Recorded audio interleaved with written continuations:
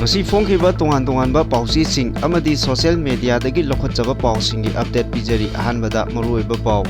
Myanmar gi tongan-tonganba mafamsingda hauzik thokliba irang asigi matangda update pujarakpaga loinana Arambai Tengol gi koronganba khuman PRO Robin Mangang Khwairakpam amadi RK Production gi update singa loinana NNCN IM da ZUF da wari sananaba taksinkre PR su Manipur Europe matamdadi mapamgal yauramdre haina Kailiani na phongdorali nan naga sing numit kunchani gi manungda document submit taunaba khangankre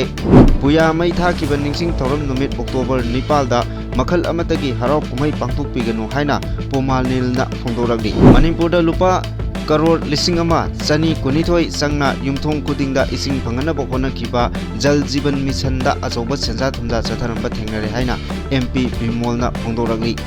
Delhi da kem tawduna leiriba BJP gi MLA singi oiba mifam pangthoktuna anongba lengak semba haina yanakre BJP gi MLA singna Delhi da chatuna lengak semnaba honaribasi aruba oigani haina Joy Kumar na Phongdoragli Lisingon Chanipan Mariputra Mathogi Anglo Manipuri Warda Thawaina Pontha Pikraba Athobasing Khanghoba amadi Khanghodraba Singda School College Singda Photo amadi Mami Sing Thetpa Haukre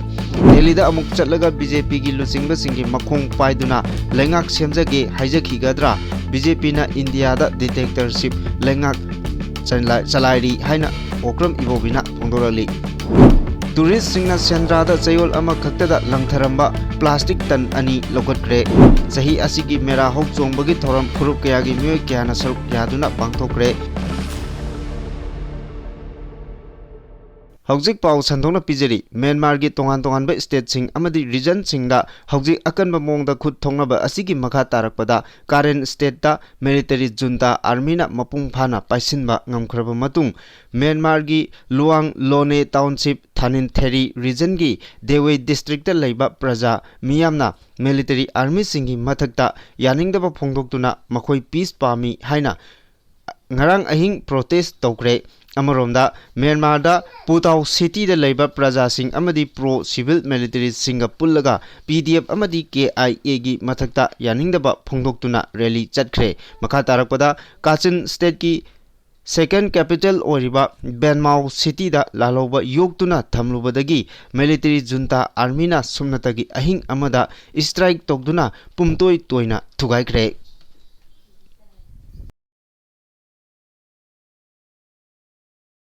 Makatarakpada Arambai Tengol gi update ta Maitei Lining na kankhatliba makhai chingtam anigi marisu asum naksinnarakani haibagi thajabaga loinana honajarakiba ngasidi mitna ahongba kharadi ubo phangle haina phongdorokpaga loinana ngasi Kanglada Mera Hau Songbada Singi village sip Sama Kuntra Mangana saruk yakhi singmina saruk yabasi handakna masing ihen hele haina update piri Makha tarakpa Arambai Tengol gi PRO Robin Mangang Khwairakpamna asumna update piri Yamna nungsi ngasigi numitse chingmi tami punna lebaki iningthau yauna amata oibagi lingjen amadi nungsinabagi lipun adubu kaidana thamli haiba utuna pangthokliba Mera Hau Songbasi matam chupada kaihanbidaba hena jingtam nungsinabasu oirasanu yaikhai thingaiba mitop miyancha maiteilon thoktaba Oida padaba manaton namba sangba makoi marang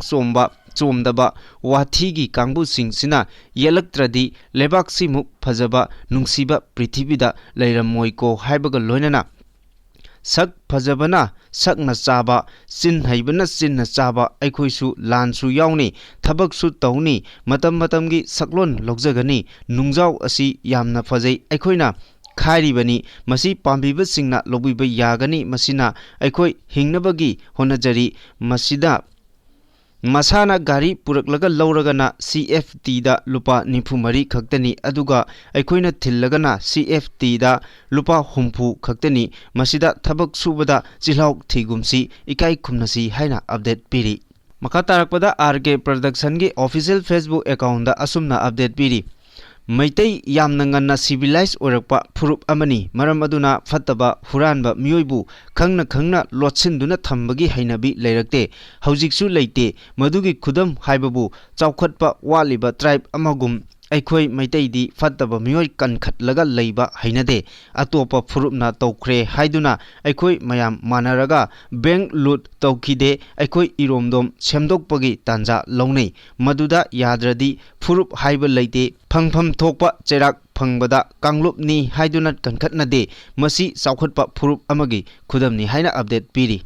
Arambai ꯇꯦꯡꯒꯣꯜꯒꯤ ꯂꯨꯆꯤꯡꯄꯨꯔꯦꯜ ꯀꯣꯔꯣꯡꯉꯥꯟꯕ ꯈꯨꯃꯟꯒꯤ ꯑꯔꯣꯏꯕ ꯑꯞꯗꯦꯠꯇ ꯑꯁꯨꯝꯅ ꯍꯥꯏꯔꯤ poppy ꯀꯅꯥꯅ ꯊꯥꯏ poppy ꯗ꯭ꯔग्ꯁ ꯀꯗꯥꯏꯗ ꯌꯣꯜꯂꯤ WY ꯀꯔꯣꯝꯗꯒꯤ ꯄꯨꯔꯛꯏ ꯀꯅꯥꯅ ꯌꯣꯜꯂꯤ ꯌꯦꯛꯅꯕꯁꯤꯡꯒꯤ ꯂꯥꯂꯣꯡ ꯉꯥꯛꯇꯅꯤ ꯍꯥꯏꯕ ꯈꯪꯅ ꯈꯪꯅ ꯅꯈꯣꯏꯅ ꯆꯥꯔꯤꯕ ꯁꯤꯖꯤꯟꯅꯔꯤꯕ ꯀꯔꯤꯒꯤꯅꯣ ꯍꯥꯏꯅ ꯑꯁꯨꯝꯅ ꯑꯞꯗꯦꯠ ꯇꯧꯔꯛꯂꯤ ꯍꯧꯖꯤꯛ ꯄꯥꯎꯆꯦꯒꯤ ꯄꯥꯎꯁꯤꯡ ꯑꯃꯨꯛ ꯁꯟꯗꯣꯛꯅ ꯄꯤꯖꯔꯤ ꯅꯥꯒꯥ ꯄꯣꯂꯤꯇꯤꯀꯦꯜ ꯏꯁꯨꯒꯤ ꯃꯇꯥꯡꯗ ꯑꯔꯣꯏꯕ ꯋꯥꯔꯦꯞꯁꯤꯟ ꯄꯨꯔꯛꯄ ꯉꯝꯗ꯭ꯔꯤꯕꯁꯤ ꯇꯣꯉꯥꯟ ꯇꯣꯉꯥꯟꯕ ꯅꯥꯒꯥ ꯂꯨꯞꯁꯤꯡꯒꯤ ꯃꯔꯛꯇ ꯃꯠ ꯃꯥꯟꯅꯗꯕꯒꯤꯅꯤ ꯍꯥꯏꯅ NNCN GPRNꯒꯤ ꯃꯦꯝꯕꯔ ꯁꯥꯂꯦꯝꯌꯥꯡ ꯒꯥꯡꯃꯩꯅ ꯐꯣꯡꯗꯣꯛꯈ꯭ꯔꯦ ꯇꯣꯉꯥꯟ ꯇꯣꯉꯥꯟꯕ ꯅꯥꯒꯥ ꯂꯨꯞꯁꯤꯡꯒꯤ ꯃꯔꯛꯇ ꯌꯥꯁꯤꯟꯅꯕ ꯄꯨꯔꯛꯄꯒꯤ ꯄꯥꯟꯗꯝꯗ ꯖꯥꯂꯤꯌꯥꯡꯔꯣꯡ ꯌꯨꯅꯥꯏꯇꯦꯗ ꯐ꯭ꯔꯟꯠꯀꯤ ꯂꯨꯆꯤꯡꯕꯁꯤꯡꯅ ꯋꯥꯔꯤ ꯁꯥꯟꯅꯅꯕ ꯊꯣꯔꯛꯄ ꯃꯇꯝ ꯑꯣꯏꯔꯦ ꯍꯥꯏꯅ ꯃꯍꯥꯛꯅ ꯐꯣꯡꯗꯣꯛꯈꯤ ꯃꯇꯝ ꯁꯥꯡꯅ ꯅꯥꯒꯥꯒꯤ ꯋꯥꯔꯣꯏꯁꯤꯟ ꯄꯨꯔꯛꯄ ꯉꯝꯗꯅ ꯂꯥꯛꯂꯤ ꯍꯥꯏꯅꯁꯨ ꯐꯣꯡꯗꯣꯛꯈꯤ ꯋꯥꯔꯣꯏꯁꯤꯟ ꯄꯨꯔꯛꯅꯕꯒꯤꯗꯃꯛꯇ ꯇꯣꯉꯥꯟ ꯇꯣꯉꯥꯟꯕ ꯅꯥꯒꯥ ꯂꯨꯞꯁꯤꯡꯒꯤ ꯃꯔꯛꯇ ꯌꯥꯁꯤꯟꯅꯕ ꯍꯥꯟꯅ ꯄꯨꯔꯛꯄ ꯃꯊꯧ ताई नोने डिस्ट्रिक्ट लेबा लोंगमाई अहुम बाप्ताइज चर्च की कम्युनिटी हॉल दा current political situation of the Naga हाइबा इंटरेक्शन प्रोग्राम अमदा महाकना वाफम असी फोंदोखिबनी GPRN NNCN ना तोंगान तोंगानबा नागा लुपसिंगबु प्लेटफॉर्म अमदा पुरकनबा होनरिसु हाइखी मयाई लंबी सेमदबगी वाहौदा लंबी थिंगबगी खोंजंग चंगसिनख्रे ngarangsु कैसामथोंग एलांगबम लेकाई नुपी मेरा अपुनबा लुप अमदी कैसामथोंग अहनथेम लेकाई नुपी चौखत थौरांग लुपना लंबी थिंगबगी खोंजंग चंगसिनख्रे MLA ना लंबी सेमगनी हाइबने यारोय मरी लेनबा अथॉरिटी ना लंबी सेमगनी हाइबगी थाजबा पिरक्त्रिबा फावबा लंबी थिंगबगी खोंजंग चंगसिनखिगने हाइरी खोंजंग अदुदा सरुक याखिबी अहनथेम लेकाई चौखत नुपी थौरांग लुपकी सेक्रेटरी अहनथेम कैल्यानीना मरी लेनबा अथॉरिटीना लंबी सेम्बा अमदी सेरेस प्रोजेक्ट लोइबा ngaringai lambi asida misi mina kaya yamna thongadori state asida president rules laklabanina lambi asi sembiradra haina khalubani adumakpu PR asisu manipur yorokpa matamdadi mapangal yoramdre haina pendaba phongdoki nakal amoromda kaisamtong elangbam laikai nupi mera paibi apunba maruki president huirem अमिताना लंबी असिदा accident तोइना थोक्तुना मिसी मिना कया याउख्रे लंबी असिदा लेरिबा चाउरा चाउरबा खोम कोंगजाउसिंग असिना मरम ओइरगा accident थोकपगी चांग वांखलकपगी मथक्ता उफुलना नाक gate लेरिबा मियाम सिंगबु लाइना पोखनबगी फिबमदा लेरे लंबी असि ngayaki ओइना सेमबगी महुता तुंग कोइना चटगदब मोंगदा सेमबियु हाइना तक्सिलगले लंबी थिंगबगी खोंजंग अदुदा महिमसिंग अमदी अना लायेंगा मरी लेनबा गारी सिंगिदी अथिंगबा पीखिदे वुंगतांगकुन रीजन की सेंट्रल कंसल्टेटिव ऑफिसर की ऑफिस ना रीजन असिगी मनुंगदा लेरिबा नन नागा खुदिंगमक नुमित कुंथ्रानी की मनुंगदा मथोक ताबा सक्ताक्सी अमसुंग क्लियरेंस डॉक्यूमेंट सिंग सबमिट तौनबा खंगहनख्रे वुंगतांगकुन रीजन द थोकिबा नोटिफिकेशन अमगी मतुंग इना रीजन असिगी मनुंगदा लेरिबा नागा नन नागा सिंगना आधार कार्ड की फोटो कॉपी यावना मरी लेनाबा पुलिस स्टेशन सिंगदगी नो ऑब्जेक्शन सर्टिफिकेट अमदी रेजिडेंट ऑफिस ना इशू तौबा वैलिड वर्क परमिट सिंग हारिबा मतम असिगी मनुंगदा थिनथबा तौदना वुंगतांगकुन रीजन की सेंट्रल एडमिनिस्ट्रेटिव ऑफिसर की ऑफिस दा सबमिट तौगदबनी हारिबा डायरेक्टिव असी इंदबा अमदी पीरिबा मतम असिगी मनुंगदा डॉक्यूमेंट सबमिट तौदबा सिंगी मथक्ता मथौक ताबा एक्शन सिंग लौखटलगनी हाइरे चाही खुदिंगी पुवारी की अमंब नुमित हंदक चाही की ओइनसु अक्टोबर 9 ngasi asi मेरागी 13 ni पानबा युमजा कैसद नुमिता युमनाम केसो सिंह कम्युनिटी हॉल उरिपोक नावरेमथोंग दा पांगथोकनी नुमित असि येलोमी अखोगी लेखा ताखिबा नुमित नि मरम अदुना नुमित असिदा मखल खुदिंगमकी हराव कुमै फिल्म लीला ड्रामा अमदी हाउसीना सिंगबसिंग अमता तौबिगनु हाइना पुया मै थाखिबगी अपुनबा निंगसिंग लुप पोमा नील ना थादोरको चिरोल अमना हाइडी चिरोल सिनेमा खाताना हाई मालेमदा चाखोलबा लेबाक सिंगना मखोय मखोयगी मपा मपुना थमलंबा मखोय मखोयगी मरु ओइबा document कयाबु निंगथिना ngak chenduna thambirambana atopa phurup singi mamangda chawkhatna hingba ngamlibani Southeast Asia da chahi lising kaya maning makha tamba lebak oirakiba adungai gi iramdam kangleipak ngasigi Manipur asi inat amasung liningi phajaraba top topa magul leijaraki adubu laibak thibadi mapalamdagi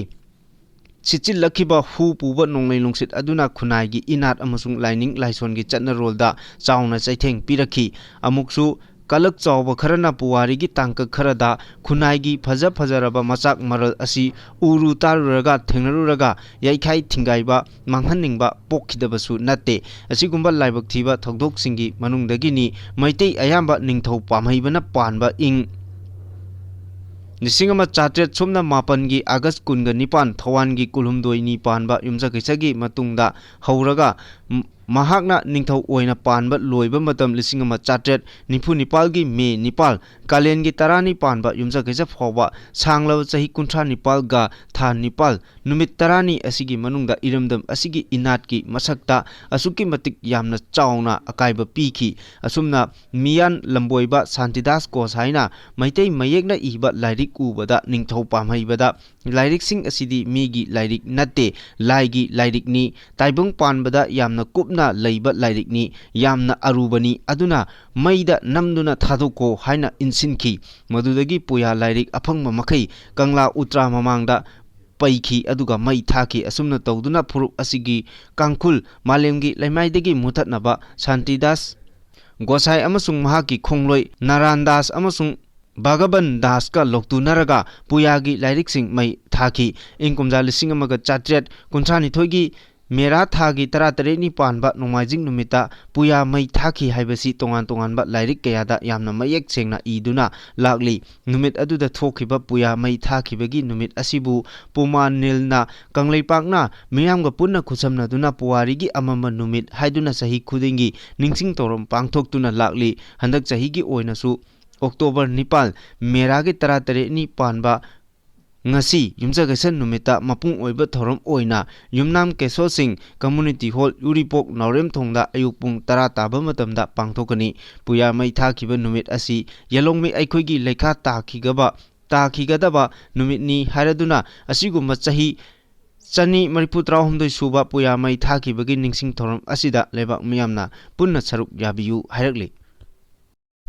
MP Angomcha Bimol Akoijamna Khwairamban Nupi Kaithelda RO water plant sing Kuchinakre Manipurda Lupa Karor Lisingama Chani Kunithoi Changna Yumthong Kudingda Ising Phanganabagi Pandamda Honakiba Jal Jiban Missionda Achauba Senja Thumja Chatharamba Thengnare Haina MP Bimolna Phongdokre Wapom Asi Ngasi Kaisamthongda MP Angomcha Bimol Akoijamgi Yumda Pangthokpa Paugi Mifam Amada Mahangna Paumisingna Phongdokibani Mahangna Makhatana Hai Jan Jiban Missiongi Makhada Manipurgi Oina Mari Leinaba Ministry gi Rekota Yumthong Lak Ahum Lising Kuntra Humdoi Ising Phangale Haina Beneficiary gi Ming Matha Report Tauri Punna Chada Mari Humbudra Mapan Point Yankai Mapan Mission Asigi Makhada Ising Phangankre Haina Palli Masigi Manungda Central Government ki Component ta Lupa Karor Chama Humbudra Nipan Point Marfuni Thoi Crore Amadi State Government ki Component tana Lupa Karor Chama Kun Mari Point Ahum Oiri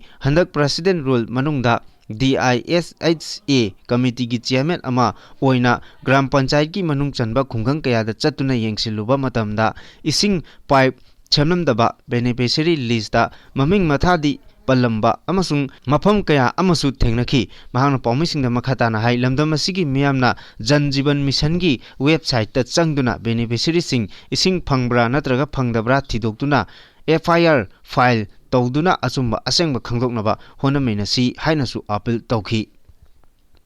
Manipurda Anoba Lengak ama semnabaga mari lainana hojik Delhi da kem tawduna lainariba BJP Manipurgi MLA Singh amatta oina punchinduna Anoba Lengak ama semnabagi mifam pangthokre pawsi asina Delhi dagi phangba pawgi matungina BJP gi MLA Singh gi mifam adu Delhi Manipuri Bhavanda ngarang ayu pung 13 taba matamda pangthokibani mifam adu nungthilgi pung ama phawba chathaki mifam adu da BJP gi MLA Kun Tarukna Saruk Yaki Aduga BJP gi MLA Mari Haibadi Hairok AC gi MLA TS Radhesyam Amadi Hyanglam AC gi MLA Dr. Y Radhesyam Lamsang AC gi MLA Sorok Haibam Rajen Amadi Jiribam gi MLA MD Absat Udin di masagi tangai fadaba achinba leibadagi Delhi da changlaktabana mifam adu yaukhide ngasi soidana MLA ahum asi Delhi da changlaklagani haibagi pawdi pirakle hari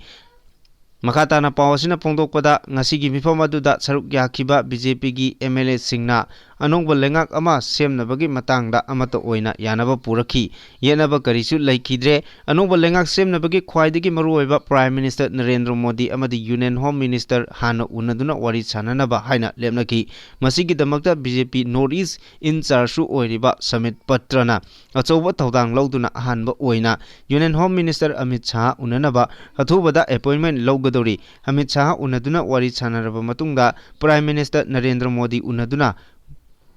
wari sanaduna anoba BJP gi lengak ama semba haibasi MLA singi amato oina yanakibani hari pangthokiba mifam aduda anoba lengak ama semgadoribagi lusingba haibadi Chief Minister kanana oigadage haibagi matangdadi kariguma wafam amata khanakidre adubu anoba lengak ama semgadoriba asigi lusingba asi inong nongba maithong ama oiraba yai hainadi miyamna kanna thajanari loinana Prime Minister na khalakpa lusingba adudi BJP gi MLA sing amata oina saugotminagani haibagi thajabasu lei hairi BJP की MLA खरना दिल्ली चतुना state असिदा popular government अमा सेमनब होनरिबसी अरुब खोंथांग ओइगनी खोंचत असिदा NPP की MLA खरा यावरिबसी party गा मरी लेनदे हाइना ex deputy CM Yumnam Joy Kumar ना फोंदोकरे लोकताक डे सेलिब्रेशन थांगा मसुंग लोकताक स्पोर्ट्स एकेडमी अनिना पुंदुना थांगादा पांगथोकिबा 53 सुबा लोकताक डे थौरम अदुगा मरी लेनना NPP की लुसिंगबा असिना हाइबदा BJP की MLA ना दिल्ली चतुना सरकार सेमनब होनरिबा असिदा करिगुम्बा माइ पाकलगदि अफब खोंथांगनी करिगुम्बा माइ पाक्तबा तारबदि मतुंगदा करी ऑप्शन लेगदगे हाइबसी अरुबा खोंथांग अमनी MLA की लेवलदा सरकार सेमनबा हाइबदुना अमनी अदुबु हंदक दिल्ली चतुना BJP ना सरकार सेमनब होनरिबा असिदा NPP ना करिगुम्बा अमता खंगलकपा लैते NPP की MLA खरा यावरिबा अदुसु मखोय मखोय की लेवलदा चचबनी वोट हाइबसीदी तंबा ngamde मथंग कारक्तबा हाइबदु तंबसु ngamde अदुना हंदक कारिङै असिदा मंत्री अमा ओइबा फंगलबदी हाइना चटपा ओइरमगनी हाइनासु फोंदोखि ngasi thorom aduga mari lenana yumnam joy kumarna luchingduna loktak khongbalda nga macha sing thadaki loinana NPP gi general secretary Rusan Haisnamna mahaki leikidraba apokpa mapa Kulachandra gi mingda loktak lairembi ground katpa stage amasu maikum hangdoki amaromda loktak numitna lakpada komlakhong chingthida leiba loktak lairembi ima thongnibaga loinana akoibagi hal ओइरबा ngami singda ngamjaba khudol tamduna loktak degi thorom pangthoki mayang imphal kendra gi MLA kongkham Robindro gi miyeng makhada komlakhong chingthida leiba loktak lairembi imagi mapamda thongniba oina MLA gi apokpa kongkham manglembana luchingduna loktak lairembi imagi mapamda haikat leikat tamki mayang imphal kendra gi machak naiba ahallaman kayasu saruk yaduna pangthokiba thorom aduda mayang imphal kendra gi MLA K Robindro gi apokpa mapa kongkham manglemna Komlakhong Lapupa Tera Phagak Chau Chengmai Jin Yauna Kendra Asigi Ngami Oibasing Nga Phabana Sinpham Oiduna Hingliba Singda Ningtham Tha Lakpaga Mari Lenana Blanket Khudol Tamki Thoromaduga Mari Lenana Mahanumakata na Phongdokpada Mera Thagi Purnima Numit Asida Loktak Imabu Thongni Jaba Imana Mayang Imphal Kendra gi Loktak Patki Mapalda Khundariba Khakda Natana Kendra Asigi Miyamgi Hingnabagi Lambi Piduna Lakliba Adubu Khurumjaduna amasung Thongni Jaba Numit Amani Kendra asigi miyamna mahaki machanupa Robindrobu mihut oina thagat pirakpa tam ani surakadoroba asida loktak patki amasung akoibagi chaukhot thorangi thabak kaya paikhatuna lakli haina phongdokhi Lising amaga chanipan marifu tramathoigi Anglo Manipur warda thawaina pontha pikhraba athauba sing khanghoba amasung khanghodraba singbu school college singda photo amadi mami thetpa hogre thoromasiga mari leinana justice ki committee chairman Joy Chandra Konthok jamna hai ipa ipubu haikat laikat tamduna awangba thakta ikai kumnaba utpa aduga mairoi sing ima lebakpu hena nungsibagi damakta justice committee na paikhatpa thabakni justice committee na ngasi fawba athauba chama kun collection tawba ngamle aduga athauba singi imung manung chamaga anina justice committee ge chatminari ngasisu thigatdi lising chanipan manipur dramathoi Anglo Manipur lanphamda sijinakiba lanmi lising manga muk oigani haina phangi aduga lanphamda thawaina pontha pikibana lising amaga chohumuk oigani haina panari lemhoba sing aduna jailda amadi chenkibani haina phangi Manipur hariba lebak asi community masel mukna halaga खना हल्लगा तुमना मांगहनगे हाइबसी India की policy ओई मसी खंगना मणिपुर दा लेबा indigenous people खुदिंगमंगना खोंग थांगमिनगदबनी मसिना अखोई पुन्ना लेमिनरगा सिंगचेप हाइबा मखाताना तौरकलोइदबनी हाइनिंगलिबा वाफमदि अखोई मीना इंचिल्लगा चटलोइदबनी अमदि थबक तौरोइदबनी फना यामना पैसा पीगनी हाइरबसु अखोइना drug चाबा थकपदी तौरोइदबनी ड्रगना इमुंग कया तुमना मांगली मचा कया मांगख्रे मपुरोइबा कया मांगख्रे ngasidi ड्रग ललोनबा कयाना सेंजाव थादरगा मियोय कयाबु मखुता नुमई पहलगा पोपी थाबगी थबक चथरी मसी मणिपुरगी मियामना यादे मणिपुर असि म्यांमार नते म्यांमार दा पंगतोक तौबा अदु मणिपुर दा तौबा यारोय हाइना सुमखा ताखी मणिपुर मियामना पीरकपा हक अदु दिल्ली दा अमुक चलगा दिल्ली की बीजेपी की लुचिंगबा सिंगी मखोंग पाइदुना लेंगाक सेमगे हाइजखिगदरा बीजेपी ना इंडिया दा डिटेक्टरशिप की लेंगाक लोन चथरी हाइना कांग्रेस लेजिस्लेचर पार्टी की लुचिंगबा ओइरिबा हानगी चीफ मिनिस्टर ओक्रम इबोबिना मराल सीखरे इंडिया पुंबदा इंडियन नेशनल कांग्रेस ना चथरीबा भोट चोर गादी चोर नेशनल वाइड सिग्नेचर कैंपेन असी खैत्रीगांव ब्लॉक कांग्रेस कमिटी ने सिंधुना कंस्टिट्युएंसी असिगी हानगी एमएलए एमडी अमीन साहागी खैत्री बेंगुल दा लेबा मयुमदा पांगथुकरे सिग्नेचर कैंपेन अदुदा सीएलपी की leader Okram Ibobi Thoksom Lokeshor ex MLA N Loken MD Fazur रहमीन अमदी एमपीसीसी की एग्जीक्यूटिव मेंबर कयाना सरुक ओइबा मिथुंगलेन सिंह ओइना सरुक याखी थरोंगा मरी लेनना हानगी chief minister CLP leader Okram इबोबिना मखाताना हाई बीजेपी के चटमिनरिबा खैत्रीगांव एसी की एमएलए ना थेंखांग कयादा महाक मसादा करिगुंबा अमता सिनद्रे हाइरबसु पार्टी असिगी मतुंग इनदी अदुमक लैरी ओ इबोबिना मखाताना हाई अदुंगै मैतै पांगल अमदी नागा कुकी अनिगी मरक्ता थोखिबा इरांग लोगी मायोक्ता खुलाई पाइबना खरना थोगनखिबनी कांग्रुप मसेलगी इरांग नते पालंबा लेंगाकसिंगना मतम चाना इरांग लाक्सिनबा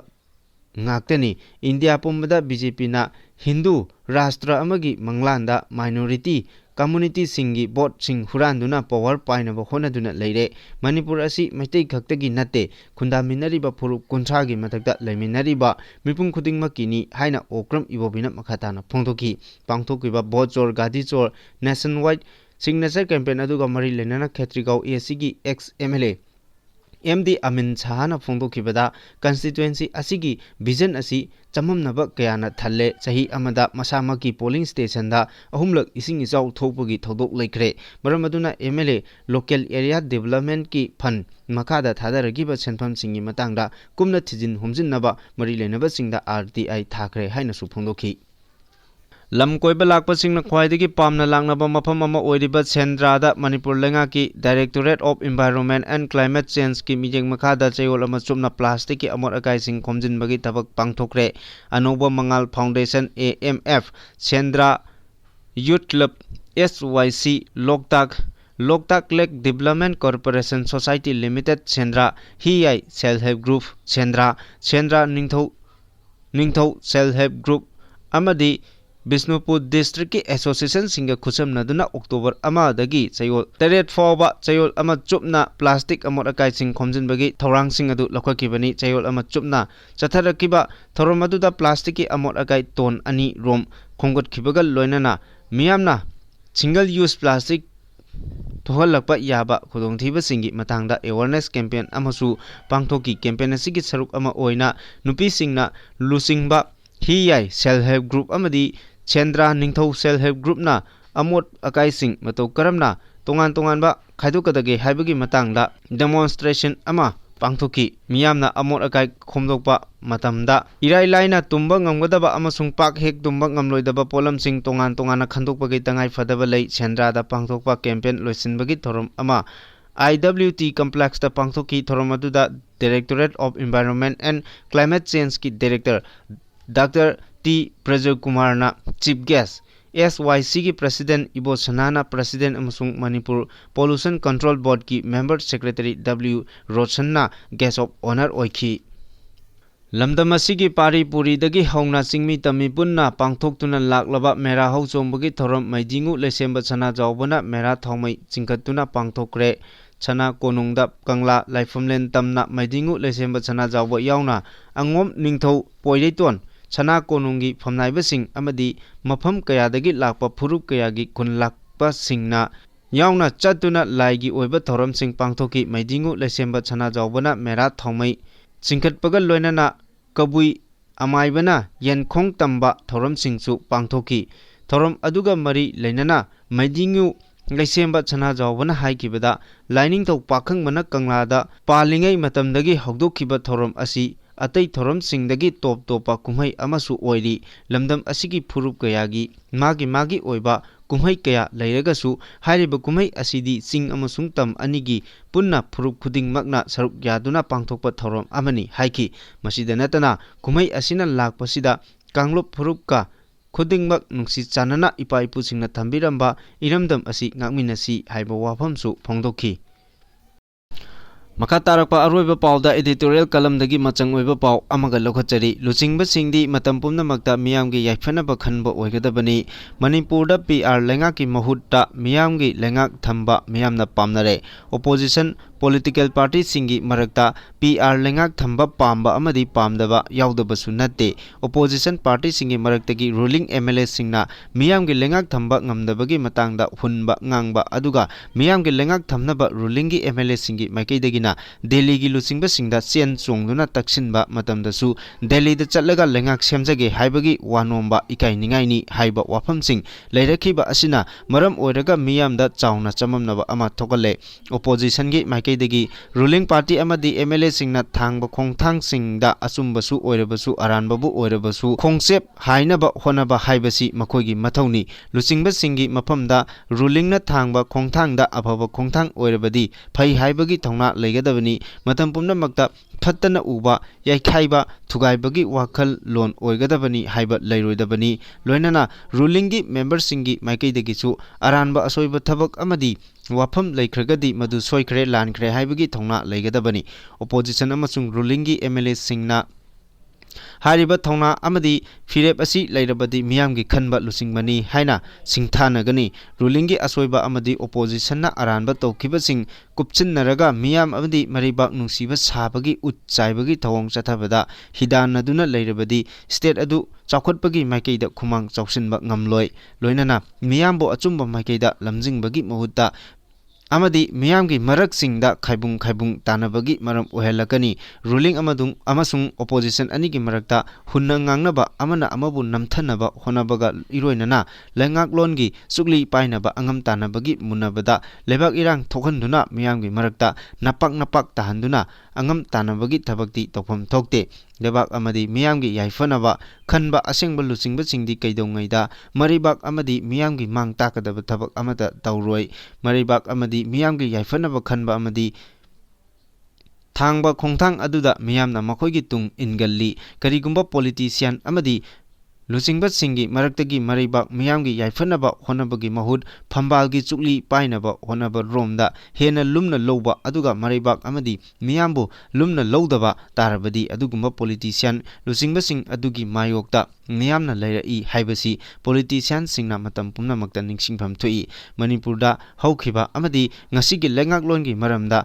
miyamna nainaba chungani Manipur apikpa maningtamba lebak ama oirami maningtamba lebak pan ningthau panba lebak ama oirakhibagi chahi lising manga henbagi puwari leiraba lebak haibasi malemgi puwari nainabada miyam pumnamakna khangi adubu Manipurgi lengak longi khongchatta aka akum naiba amadi ahongba kaya laikibagi chairakta gamdam asigi politician amadi luchingba singi marakta Manipurna India gi phiban nungda tinkrabadi hingba ngamloi haiba amadi ningtamba hingjagadabani haiba kangbu sing leirakhi iromdom ningtamna hingjagadabani haiba luchingba sing adudagi India da tingadabani haibagi akanba ihau haukiba matam adugi party amadi luchingba sing adu kana no haibadu ngasigi miyam amadi politician singna khangnaraba wafam singni masi Manipurna ingkumja 1994 da India da namtin tinchumlamdai amadi tinsan khiba matam aduda Delhi da karamba political party na lengak longi